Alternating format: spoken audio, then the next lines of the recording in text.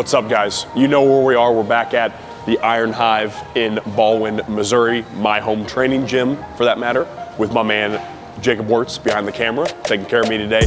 You're gonna join me on an educational YouTube video just about deadlifts and how they're not actually as bad as they're made out to be. So let's do it.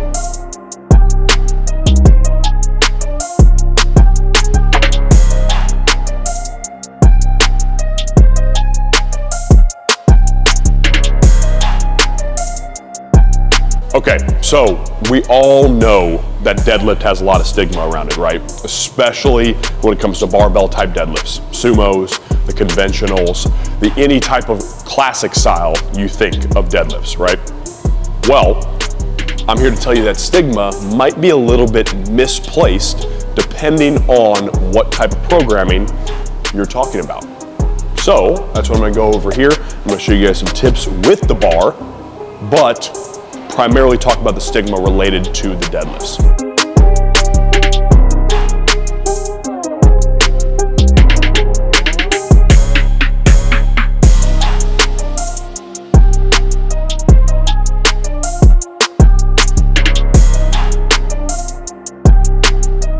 Okay, for those of you who do not know about the stigma related to deadlifts, I'm gonna go over a little bit real quick here.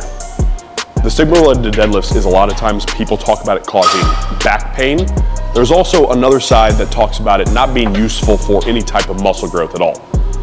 I'm here to tell you, those might be a little bit misplaced, and I'm gonna show you how in this next section here.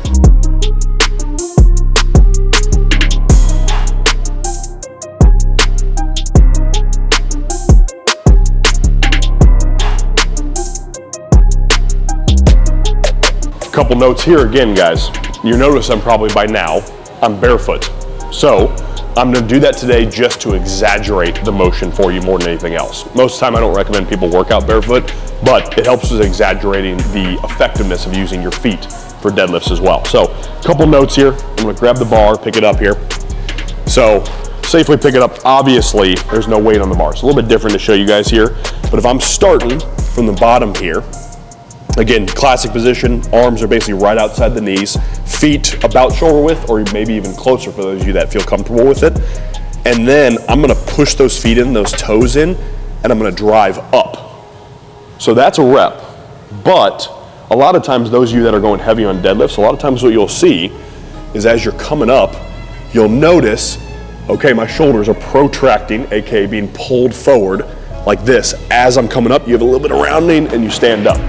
Okay, that's not necessarily a bad thing because guess what? Our spines are made to move that way. They are made to handle rotation, bending, any type of force like that. They're made to handle that. Not necessarily even just resist it, but also allow that type of motion as well. So I want you to keep that in mind there as you're working up in your sets. That, okay, that might be a part of it. If you feel that and you've never done that before on a deadlift or heavy deadlifts, maybe just do one set of that set like that. Because the problem is if you overdo it, that's when the problems can come into play, which I'm going to talk about that in our next segment here.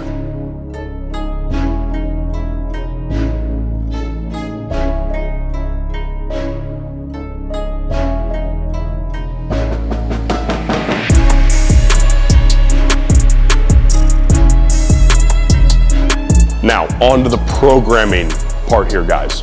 So when it comes to programming, a lot of times if you're just starting out with deadlifts, for example, if you're just placing heavier deadlifts in your program in some manner, you might do one or two heavy sets, feel pretty fatigued from those heavy sets, right? I think a lot of you could probably relate to that. Now, if you're feeling that fatigue pretty heavy the first 1 or 2 weeks, or maybe even the first 4 weeks for that matter, of your program, though that's okay if you get 1 or 2 solid heavy sets in and then you stop. One of the biggest things I've learned personally and then also learned with clients is if you can check yourself a little bit and be like, hey, we might want to pull back today. That's how you grow long term and maintain that health long term of that back as well. And again, if you're on those heavy sets and you feel like, okay, I'm not doing enough, that's when, if your gym allows it, you could do wear your socks or go barefoot, or maybe you have barefoot shoes or something like that, just to get a little bit more feedback on it. Not necessarily saying barefoot shoes are the only way, or barefoot's the only way, that's when the feet could really help, because that gives you that extra push into the ground. You're basically driving that ground away from you is the idea with the feet. It saves you that little bit of extra effort or energy on your sets there.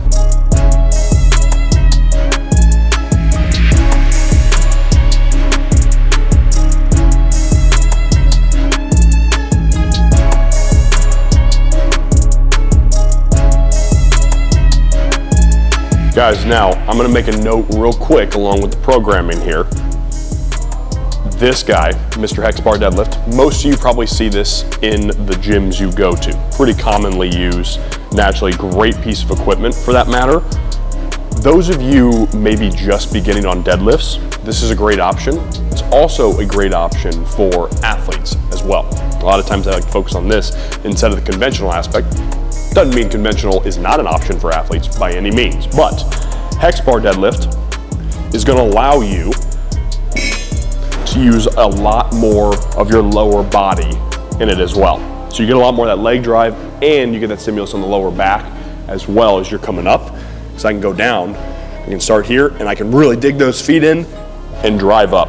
And you're maintaining a very similar bar path to the conventional deadlift as well.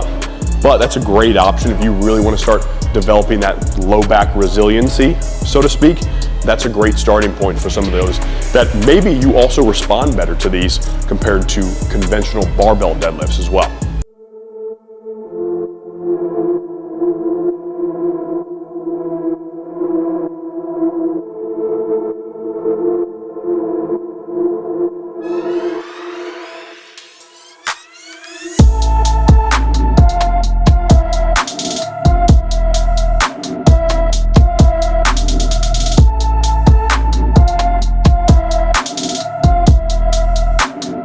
Last note, programming wise, guys.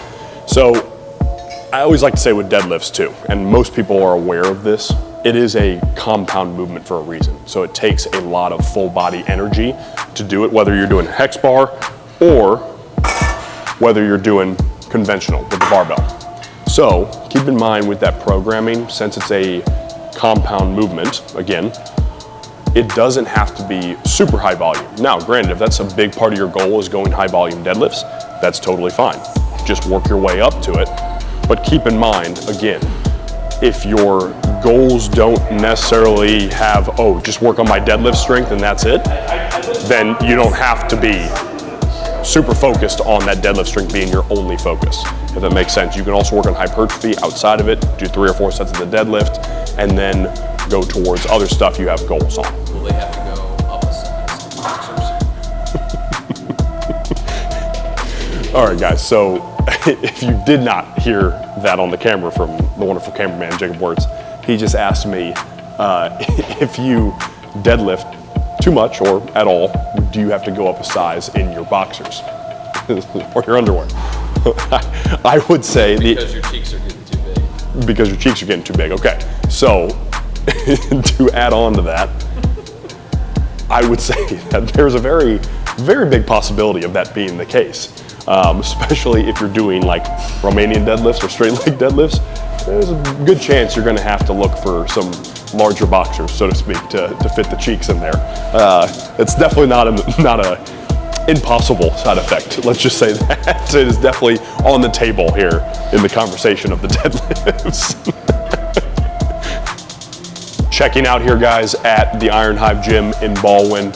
Again, shout out the Iron Hive Gym because of this beautiful flag, Untapped as well.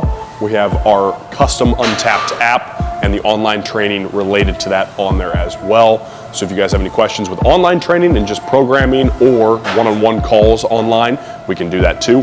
Free assessments are on there as well. Now, here at the Iron Hive, my home training gym, I also do in-person sessions. So if you're here in St. Louis, Missouri or Baldwin, Missouri, you can reach out. I do a free assessment, 30 minutes minimum. We go over movements, see how you're moving, and then we get you working one-on-one training wise.